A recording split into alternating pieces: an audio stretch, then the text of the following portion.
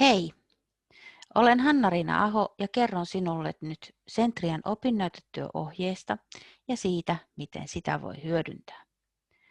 Opinnäytetyöohje on linkitetty kirjaston Centria Finnaan kohtaan opinnäytetyön tekijälle. Täältä se löytyy.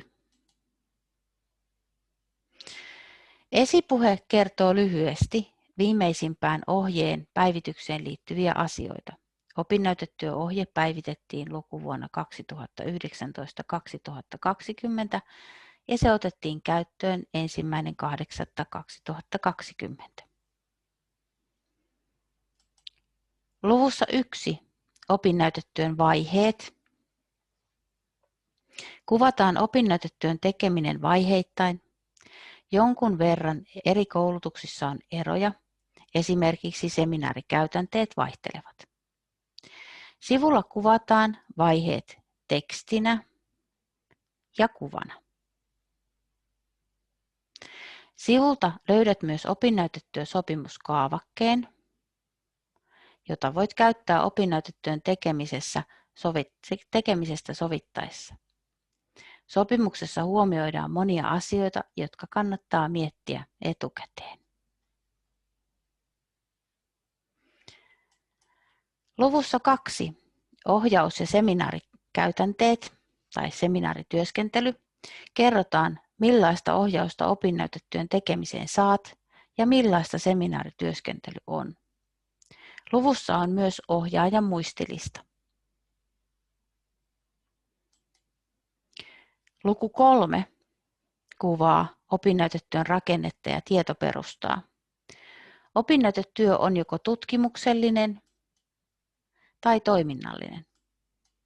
Se vaikuttaa opinnäytetyön rakenteeseen, mutta myös opinnäytetyön arviointiperusteisiin.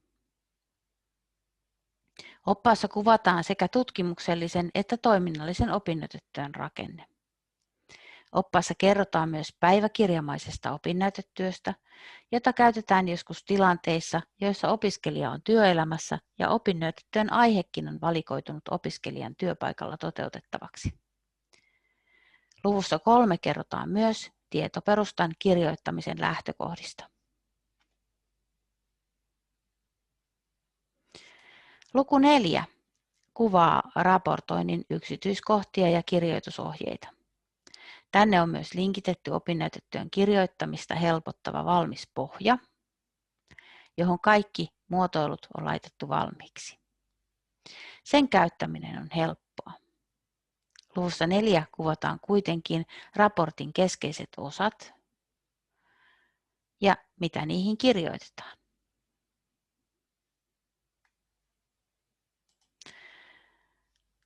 Luvussa 5 on kuvattu muotoseikat, asetukset ja niin edelleen.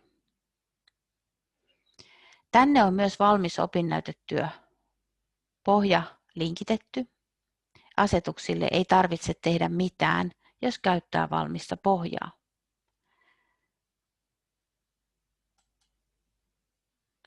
Lähteisiin viittaamista kuvataan luvussa 6. Käytössä on nimivuosijärjestelmä ja ohjeessa on sen käyttöön liittyviä esimerkkejä.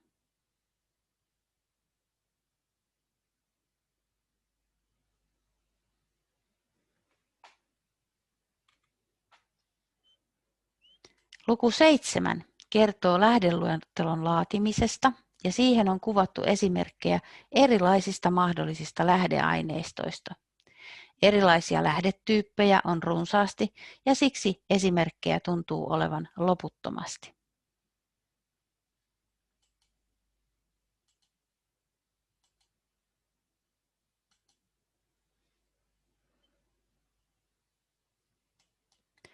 Luvussa 8 kerrotaan, miksi opinnäytetyö on julkinen asiakirja ja mitä pitää tehdä, jos toimeksiantaja esimerkiksi haluaa pitää luottamuksellisia tietoja opinnäytetyön ulkopuolella.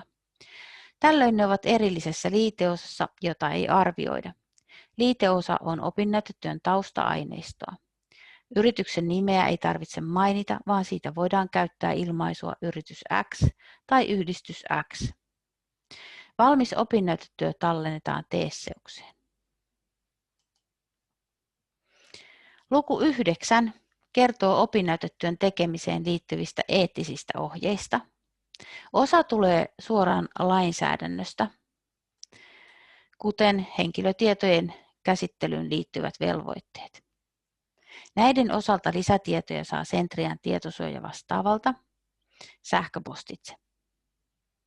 Ammattikorkeakoulujen rehtorineuvosto Arene on antanut omat ohjeensa opinnäytetöiden tekemistä varten. Ne ovat linjassa kaikkia korkeakouluja ja tutkimuslaitoksia koskevien TENKin eli tutkimuseettisen neuvottelukunnan ohjeiden kanssa. Kaikki nämä on koottu tässä luvussa yhteen. Näihin kannattaa tutustua jo ennen oman opinnäytetyön tutkimussuunnitelman tekemistä, niin varmistuu muun muassa se, tarvitaanko tutkimuslupaa opinnäytetyön tekemiseen.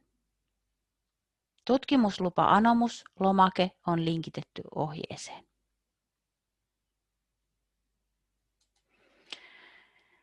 Luku 10 kertoo opinnäytetyön arviointikriteereistä. Opinnäytetyössä kiinnitetään huomiota tavoitteen asetteluun, tietoperustaan ja lähteisiin, opinnäytetyön suunnitteluun, opinnäytetyön toteutukseen ja tuotokseen, kirjalliseen esitykseen sekä prosessin hallintaan. Tutkimuksellisella ja toiminnallisella työllä on osittain erilaiset kriteerit.